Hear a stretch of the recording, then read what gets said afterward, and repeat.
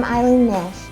Join me every week as we meet interesting people who will teach you new, creative ways to manage stress and embrace vitality in your life. Grab a cup of tea and join me for this adventure.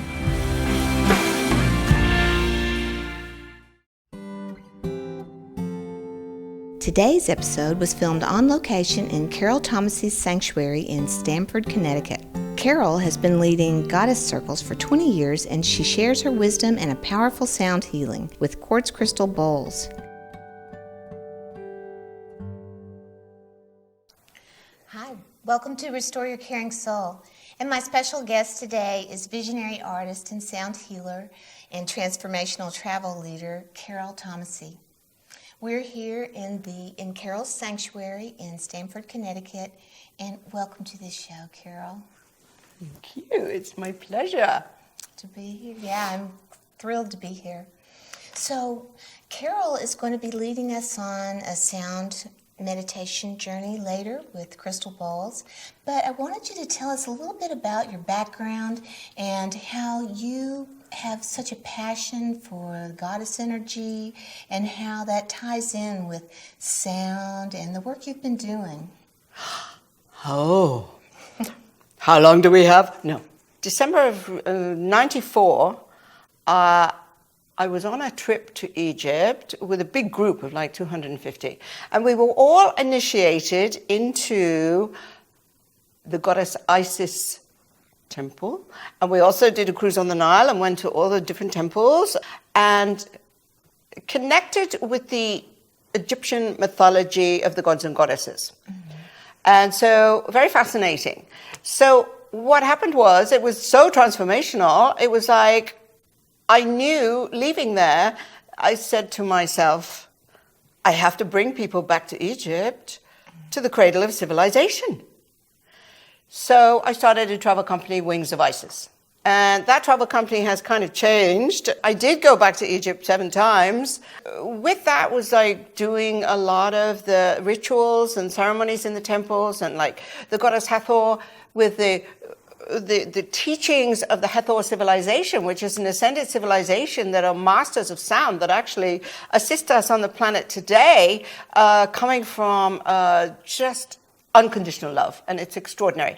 So I started to really understand the movement of sound and how it affects the chakras and how it affects, all the energy bodies in the body and the mind and the spirit, and how the Egyptians in their great knowledge and mythologies were really all about rejuvenation. I understand in my own life, actually, as I'm in my early 70s at this point, but I have, amazing energy, and it's, I would say, very much because of really tuning into one's inner spirit and expanding the consciousness for one's divine nature. Understanding the various goddess archetypes and the divine feminine energy was also something I've encountered in many different cultures. I've traveled all over the world. In India, they very much like worship the deities and the goddesses. And what I found in Thailand was extraordinary. Like in the mornings going to the flower market, they're making incredible flower arrangements to actually put in front of the deities in the temples. I do it around my sanctuary, because I learned these things. It's like, it's an honoring of being one with everything that is. So, when I look around the garden out here, and we'll go out, we'll see the flowers and we'll touch, you realize that actually we're all connected in spirit. Working with the goddess circles that I do with the seasons. You've done those for about that's 20 right. years. Well, yes, like over 20 years. And so it's also, again, honoring seasons of life, the circles of life, with everything and everyone. And so we do circles, with the solstices and the equinoxes, and we basically, do rituals of honoring Mother Earth. We recognize the fact that we're actually, being assisted from, the great central sun, the planets, the stars. It's extraordinary. And so, I feel like that's what I share with the women. And also, they get in touch with aspects of themselves that they have forgotten. And that, like, that sort of connection, because it's like when we're connected with our inner spirit, we have a joy in life. Yes, absolutely. Well, people may want to know that I had met Carole in our Color of Woman training. We have both been healers through time in different ways, and but now we also weave in this powerful painting process. But sound has also always been a very important aspect of your offerings, either through your voice, through your bowls, but you also made a CD. Oh, that's right. Tell us Yes. about that. So I did do a CD of my poetry. So I've been writing poetry for many, many years. And that's mystical poetry because it just comes through spontaneously. And so I made a CD live on the ocean in Maui. The gentleman guide that was with us on his boat was playing all the crystal bowls as well. So resonating with each poem that I wrote, resonating the poem and the words I spoke with the actual CD for that particular chakra. So it becomes actually a healing of sound and word. And in my book, The Great Mother Goddess, which I wrote, which is actually the dissertation for the doctorate I did in divinity and theology a few years ago, which I certainly never expected to do, but it's extraordinary the places we find ourselves in when we're following spirit. And suddenly it's like, oh, well, now we're doing this, and now we're doing that. A new adventure. So actually, life becomes a great adventure, and it's like you're never bored, really, because there's so much possibility of what is available to tap into in terms of the creativity. And again, with the painting, it's like, I'd never painted in my life, and it's like, you must be kidding that I would paint anything, never mind become a teacher trainer of this painting method like we went through together. It took courage. It did. And so I'm so grateful, for our friendship and our connection with that, because when women come together in the same desires of creativity and the same desires of really expanding their consciousness and expanding their soul, I really feel that it is so much about getting in touch with our soul's wisdom. So like with the painting, we talk about getting in touch with this I call soul voice. We also call it the muse or the higher self. That is the wisdom that comes through. So I like to use the sound bowl actually for the visionary journey, when the women, go into the visionary journey to gain the access to the wisdom in their subconscious.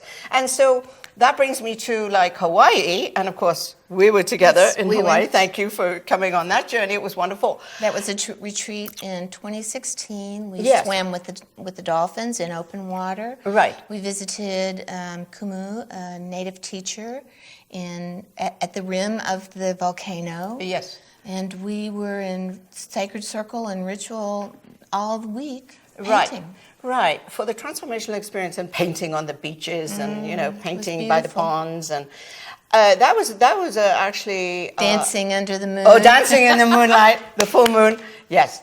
So these kind of things are all the aspects of goddess play, because it's how we nurture ourselves and how we also, bring more joy and access more of our femininity, sacred sensuality, etc., that we forget, and also it gets shut down with the work that we do, the families that we take care of, the things that get in the way of our allowing ourselves to have pleasure and nurturing.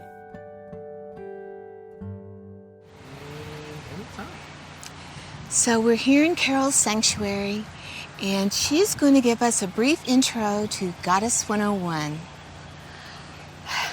And the sacred feminine, the rose. We're going to tiptoe through these amazing flowers that I just adore and that are in full bloom at this time. The roses are so beautiful. Yes. And the peonies. And look, as we put down our feet gently, kissing the earth, as we say. This is the goddess walk, with the pad of the foot down first and then the heel, so that we walk gently on the earth, and we walk with grace and ease and powerfully. Oh, absolutely. As goddesses.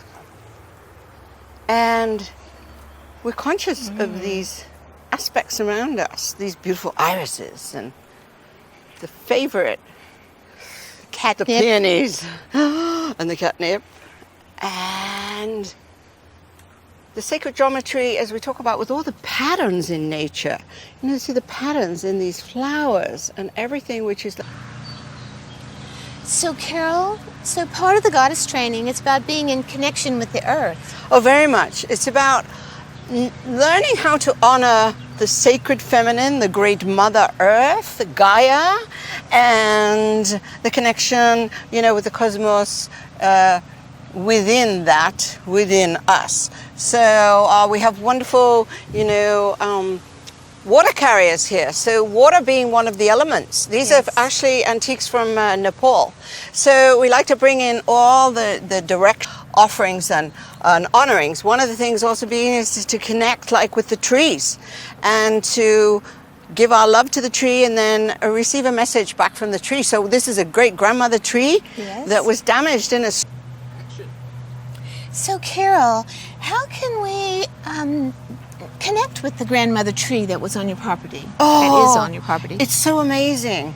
I've often had the women pick a tree and go and either put your hand on the tree or put your back on the tree or hug the tree. That's sweet. And to communicate with the spirit of the tree, because of course there is a spirit in the tree connecting with us, and anything you want to ask this wonderful spirit, any help, any particular situation, and also just feel the grounding energy Oh, yes. of the roots of the tree going so deep down and connecting with your spine and your head and all the way up, reaching up the sky. Fantastic. And also one thing is the jujube tree. Actually, I have a interesting. soul tree that Yeah. comes. It's part of many of my shamanic journeys, and Yes. it's part of my talisman painting. Right, right. This is very much the grandmother tree painting. Kali came out of this tree for me. The you know. So here we are with this Huan Yin corner of the sanctuary. So this is a wonderful archetypal reference of the Great Mother, the Asian Kuan Yin, the Blessed Mother of Mercy. The women in China pray to her, you know, for fertility. She's a goddess of compassion. She's a goddess of compassion and Including self-control. very much peace. And so we want to just do a little ritual around her, and then we're going to offer some rose petals to the water, to the pond, Lovely. in honor of the sacred feminine and of the divine mother of her, because she simply is unconditional love, unconditional compassion, mercy, and She chose actually to stay in human form and not ascend she did. until the suffering of the world was That's right. solved. That's right. That's right.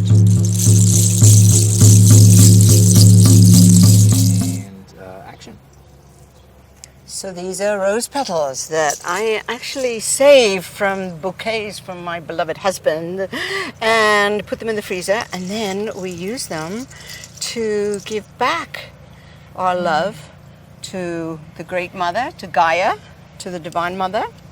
And we offer our prayers. We're going to put them in the water, and we bless all the waters of the earth as we Okay?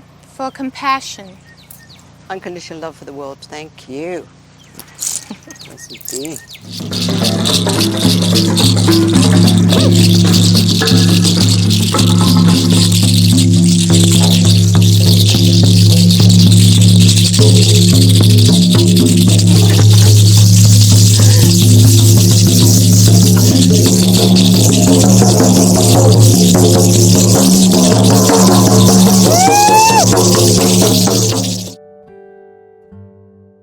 tell us just a little bit about these bowls and their chakra and what they're made of? Yeah. Well, these are quartz crystal bowls, actually. So these were developed like after the original Tibetan brass bowls. The quartz crystal has a more refined, evidently, frequency of sound. So the notes of each bowl, like for instance the heart bowl that I play, is an F musical note. So each bowl is actually a musical note. The musical notes resonate with the specific chakras. So each bowl has its own note like that, and a vibration. And it's a vibration that then resonates with that particular energy center. It also works very much, I find, first of all, it's very, calming and pacifying to the whole nervous system. But at the same time, it gets you like out of your head and into really concentrating on your breathing and slower breathing. And the thoughts kind of become eliminated because the note works like right brain, left brain, harmonizing and balancing. So as a result of, working with the bowls, generally speaking, one will have a real uplifting of energy, and certainly an uplifting of your frequency, the energy bodies. And so, it's actually a huge, balancing. So close your eyes. Prepare for going on an inner journey through sacred sound. This is the note of the crystal bowl that resonates with the heart chakra. So breathing in to the heart. Beginning to let go of all that you brought here into this moment. Relax, breathe. Give a nice breath. Now the sound resonates in the cellular memory. We have a memory of sounds within us that we have forgotten. And our body, mind, and spirit wants to reconnect. This helps to energize all these bodies, mind, and spirit, connecting us to a more divine aspect of ourselves. So we raise up the energy about 8 inches above our head. We can move up to what we call the crown chakra.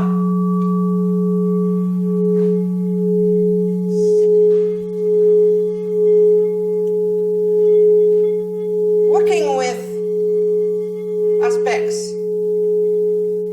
of opening the left and the right brain. It starts to calm down our thoughts and our busy, talkative self. Breathing into this space.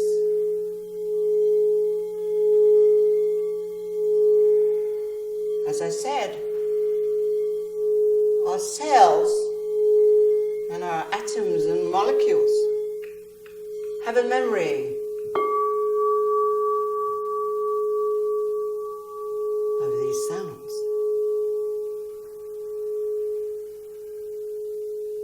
It can be very calming. Taking a nice breath. And we bring that energy down from way above the crown chakra and through the heart. I'm going to take us down now to our root chakra, the base of the spine. So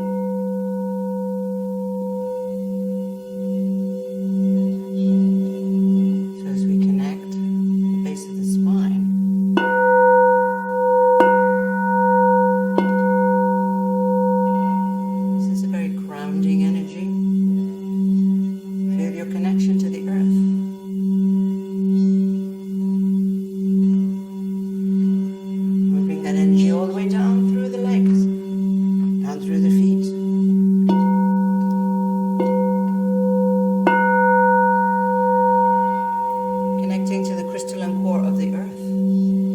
one with the earth.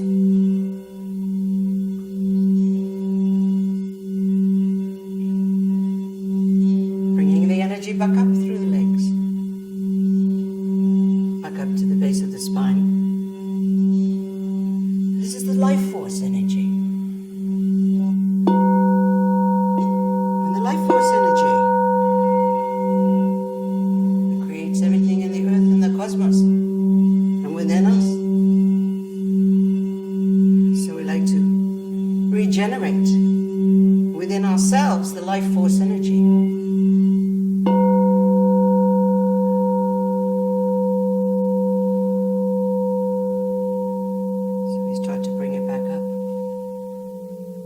Second chakra, the center of creativity, the sexual energy, and the solar plexus, center of our will center and power, our power. Gives us an opportunity to let go of belief systems, limiting belief systems that no longer serve us. As we are limitless beings in our divine nature. Bring it back up. As we move back into the heart chakra.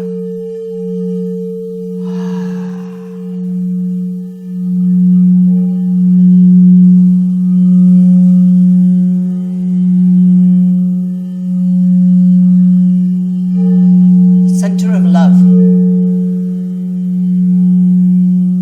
Love transforms all that no longer serves us.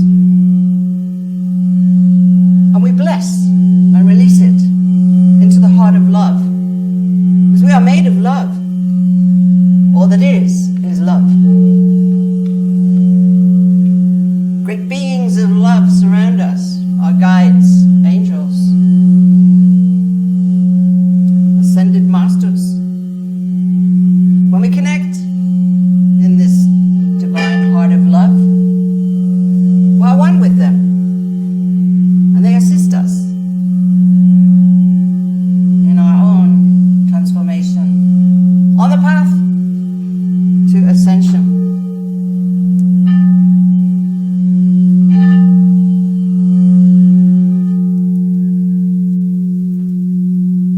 Move that energy up into the third eye, the visionary eye, the eye that can connect into the void, bring back memories for us.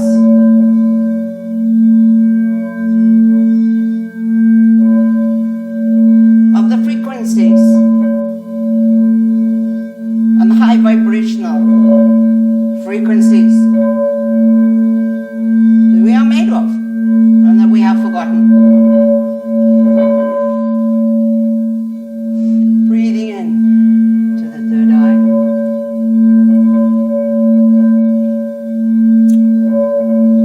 Resonating with all the colors of the chakras. As we went from the root of the red, the orange of the second chakra, and the yellow of the third chakra, and the green of the heart chakra, and the indigo of the third eye. Bringing that all the way down through the crown, through third eye, through the throat chakra, the heart chakra, the solar plexus, the navel chakra, the root chakra, all the way down through the feet to the crystal core of the earth. Conduits of light. We are human beings in between. Blessed be. Carole, that was extraordinary. Thank you so much. My pleasure.